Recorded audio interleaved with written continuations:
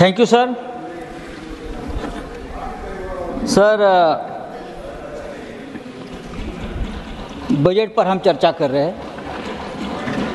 Thank you for information. लेकिन ये केंद्रीय बजट नहीं है, ये कुछ राज्यों का बजट है,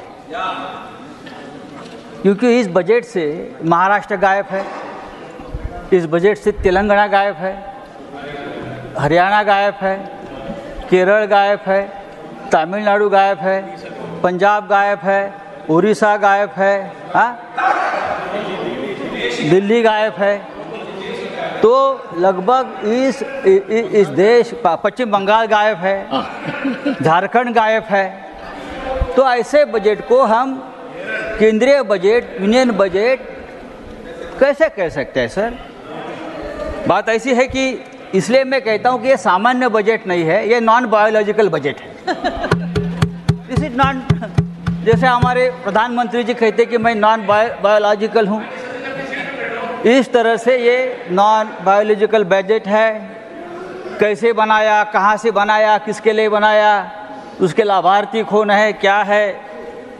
लेकिन एक बात तो सही है, ये बजट जो बना है उस बजट के ऊपर लोकसभा का जो नतीजे है उसका बहुत बड़ा प्रभाव है। संजय जी, ये लोकसभा नतीजे से पीड़ित बजट है,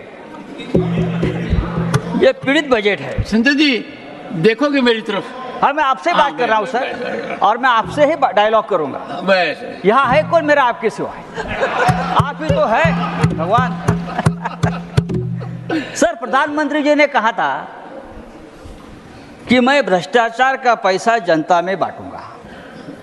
हमें लगा कि इस बजट में ऐसी कुछ योजना आ जाएंगी कि जो भ्रष्टाचार का पैसा 10 साल में जमा किया है ईडी के माध्यम से, वो आप सबको बांट देंगे, ऐसी कोई घोषणा आप करेंगे। लेकिन हुआ है उल्टा।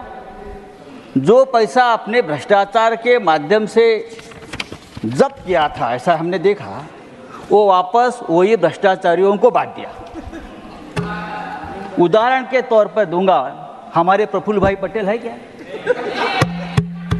हमारे मित्र है, हमारे मित्र है, अच्छे मित्र है। देखिए, ईडी ने उनके ऊपर कार्रवाई की। क्या कार्रवाई की? उनके ऊपर ये इल्जाम लगाया। संजय जी, आपने कहा मेरी तरफ, मैं आपकी तरफ भी देख रहा हूं, आप उधर देख रहे हो। ईडी ने, भाई चेयरमैन सर, ईडी, सीबीआई हमारे सबके पीछे लगा दिया, उनके पीछे भी लगाया, बेचारे हमारे मित्र रहे। उनके ऊपर क्या आरोप था? दाऊद के एक साथी है इकबाल मिर्ची, मनी लॉन्ड्रिंग के माध्यम से प्रफुल्ल भाई ने उनकी प्रॉपर्टी खरीद ली।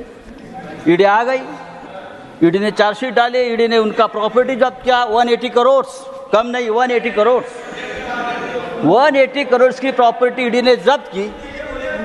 और क्या हो गया? हमारे प्रफुल्ल भाई परेशान हो गए। ऐसे बहुत प्रफुल्ल भाई देश में है, यहाँ ही 10 है, परेशान हो गए। तो प्रफुल्ल जी ने क्या किया? यहाँ से वहाँ चले गए और 180 करोड़ की प्रॉपर्टी ईडी ने उनको वापस दे दी। एक अच्छी योजना है, सरकार ने शुरू की। यहाँ से वहाँ चले गए, दो चेयर, तो 180 करोड़ की प्रॉपर्टी ईडी ने तुरंत क्लियर कर दी और उनको दे दी। भाई हमको भी ईडी ने हमको अरेस्ट किया, हमारा कोई गुनाह नहीं था। हमारा जिस घर में मैं रहता हूँ वो जब्त कर लिया। हमारा घर तो दीजिए। एक सेकंड नहीं सर, संजय जी, एक सेकंड नहीं सर, अर्थव्यवस्था से जुड़ा प्रश्न। एक second. These are very serious charges, and I will appreciate that. Be firm on your facts. Facts है और record. Be firm on your facts. Go ahead. देखो सर, हमको भी जेल में डाला था ईडी ने, बात छोड़ दीजिए। तो मोदी जी के तीसरे कार्यकाल में सभी भ्रष्टाचारी इस प्रकार से बेदाग हो रहे हैं। सर, क्या है इस बजट में?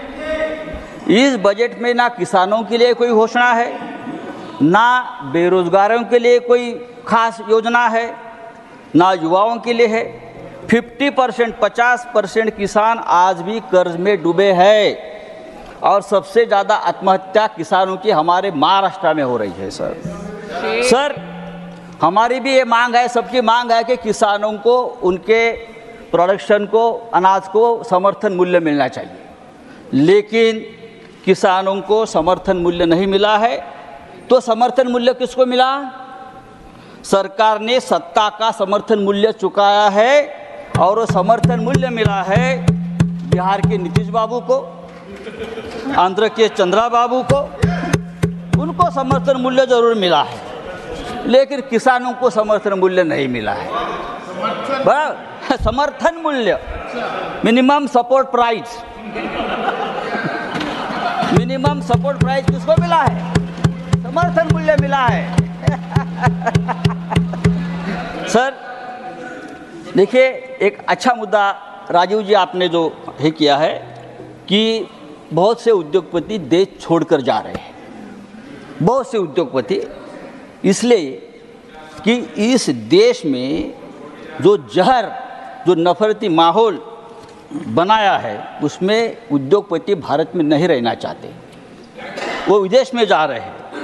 पिछले 8 सालों में भारत से हजारों उद्योगपति देश छोड़कर चले गए हैं। प्लीज राउंड अप अमेरिका में, और वहां जाकर अपनी इन्वेस्टमेंट कर रहे हैं। 6 लाख करोड़ से ज्यादा इन्वेस्टमेंट अमेरिका में हुए हमारे लोगों की तरफ से, और वहां 5 लाख रोजगार हमारे लोगों ने वहां दिया है। Sir thank you mister Sanjay Raut.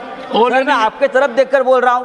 नहीं, you are head of time sir, time is crossed. Sir तो इसलिए मैं कहता हूं, ये जो नॉन बायोलॉजिकल बजट है। Mister Raut, last 1 minute, last 1 minute. हाँ सर, आपने 4 करोड़ नौकरी देने का वादा किया, लेकिन 10 साल में आप 20 करोड़ नौकरियां देने वाले थे। 20 करोड़ कहाँ गई नौकरी? इस देश में बहुत से ऐसे राज्य, मुंबई सबसे ज़्यादा टैक्स देती है हिंदुस्तान को। मुंबई 3 लाख करोड़ सालाना टैक्स देती है, जीएसटी देती है, लेकिन मुंबई के लिए इस बजट में 1 पैसे का आपने कोई प्रावधान नहीं किया है, कोई नहीं किया है। 100 स्मार्ट सिटीज बनाने वाले थे, कहाँ गई स्मार्ट सिटीज? लेकिन मुझे आनंद है कि आपने अमरावती के लिए कितना 15,000 करोड़ दिया है। नहीं भाई साहब, नहीं मुंबई, कराड़ साहब, औरंगाबाद पे बनने की बात करता हूँ। मुंबई धारावी जैसे हमारी एक प्रकल्प, बात छोड़ दीजिए। इस देश के कौन से शहर के लिए इस बजट में क्या प्रावधान है, ये आप बताइए। मुंबई तो बहुत बड़ा शहर है, देश का पेट पालता है, फिर भी आजकल क्या एक नया ट्रेंड है, सब कुछ उठाओ मुंबई से और गुजरात में लेके, सब कुछ उठाओ और गुजरात में लेके जाइए। श्री संजय कुमार झा।